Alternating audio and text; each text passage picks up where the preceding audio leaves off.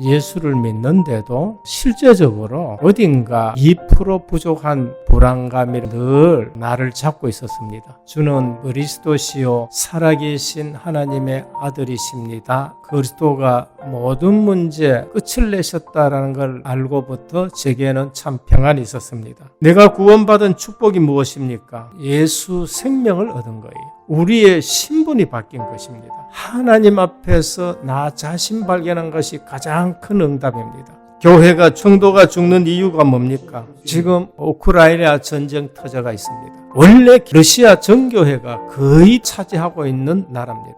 근데 왜 공산화가 됐습니까? 정교회가 타락을 했기 때문에 그런 거예요. 교회가 없어서가 그런 게 아닙니다. 복음을 얘기하지 않아서 그런 것입니다. 어떤 일이 있어도 믿음으로 기다리며 계속 복음 들으면 역사가 일어납니다. 교회가 힘이 없는 것 같고 재정이 모자란 것 같고 일꾼이 없는 것 같은데 아닙니다. 복음이 선포되어야 됩니다. 그러면 하나님이 역사하십니다.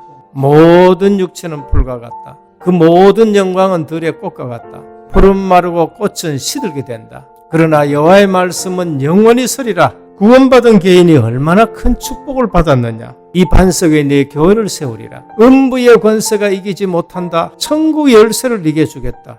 과거, 현재, 미래 문제 해결됐습니다. 내가 너희 중에서 예수 그리스도와 그의 십자가에 못 박히신 것 외에는 아무것도 알지 아니하기를 작정했다. 그만큼 축복받았습니다. 우리가 세상의 영을 받지 아니하고 오직 하나님께로 온 영을 받았다. 그래서 우리는 은혜로 주신 것을 알게 하려 한다. 오늘 예수님이 질문합니다. 사람들이 나를 누구라 하느냐? 너희는 나를 누구라 하느냐? 사람들이 그리스도를 붙들어야 되는데 비슷한 것을 붙든 겁니다. 그래서 문제가 해결되지 않습니다. 그리스도를 보내신 이유가 뭡니까? 사람들이 이 땅에 살면서 아무리 몸부림쳐도 하나님 만날 수 없습니다. 길이 없어요. 그리스도가 오셔서 내가 길이다라고 나로 말미암지 않고는 아버지께로 올 자가 없다. 이 땅에 사는 동안 아무리 힘써도 안 되는 일이 있습니다.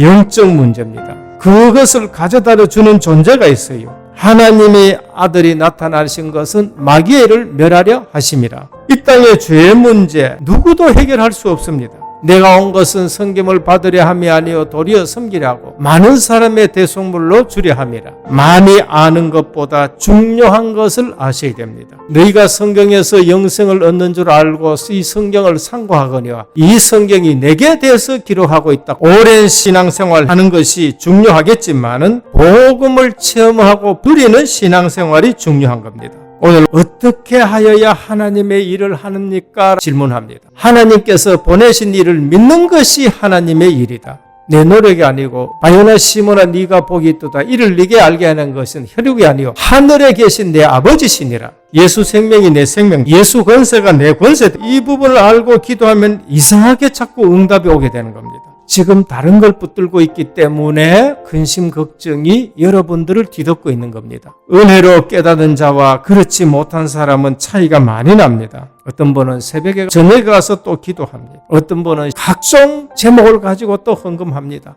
교회 와서 이런 일 저런 일도 합니다. 내가 하나님 앞에 하게 되니까 감사하다 이래 되는 거예요. 그러면서 또 훈련 받으러 갑니다. 초대교회는 250년 동안 이 은혜 받은 사람들이 세계복음한 것입니다. 비슷하게 알고 있음이 문제입니다. 사두개인들 제사장들인데 히브리 계시적인 사상이 아니고 헬라 이성적인 사상에 물들은 지식층이에요. 학문이 필요 없다는 말이 아니에요. 근데 계시를 놔두고 이성적으로 생각하면 성경이 못 믿어지게 되는 겁니다. 제사장인데 이미 영적 사실을 부인합니다. 바리새인들이 로마의 속국된 현실 속에서 하늘의 표적만 계속 구합니다. 표적을 구하는 신앙은 악한 신앙이라고 말합니다.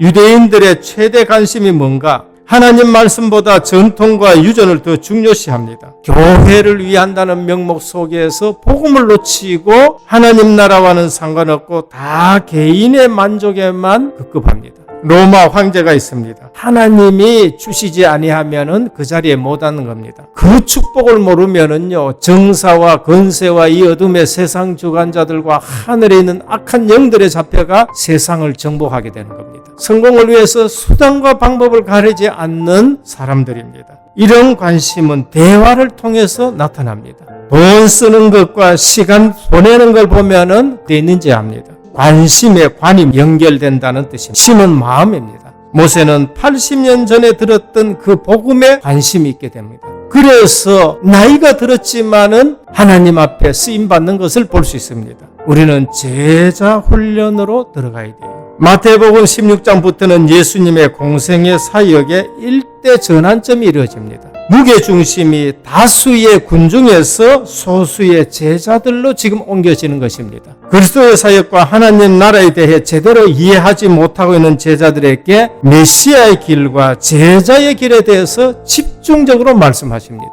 무리가 필요 없다는 말이 아닙니다. 절대 무시하면 안 됩니다. 그러나 우리는 제자의 길로 들어가야 되는 겁니다.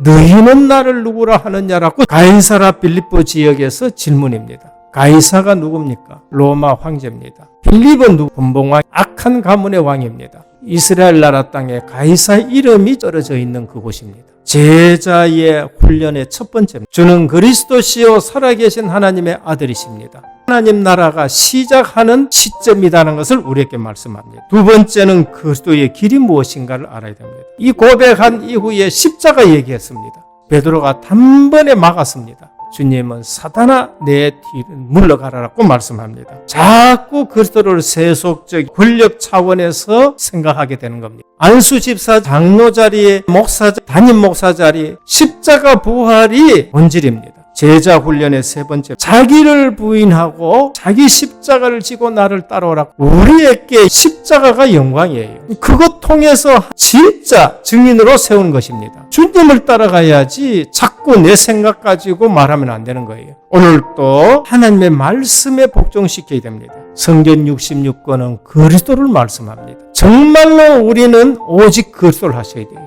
그리스도 말고 다른 것은 다 배설물로 여기셔야 됩니다. 우리는 하나님 나라가 오직이 되어야 됩니다. 나를 통해서 하나님 나라가 자꾸 확장되어야 됩니다. 오직 성령 하나님 주시는 힘입니다. 오늘 내 관심이 어디에 있습니까? 우리 주님은 큰 복을 주셨습니다. 교회를 세우리라. 음부의 권세가 이기지 못하리라. 천국 열쇠를 네게 줬다. 이 축복 누리시는 저와 여러분 되시기를 주님의 이름으로 축원합니다.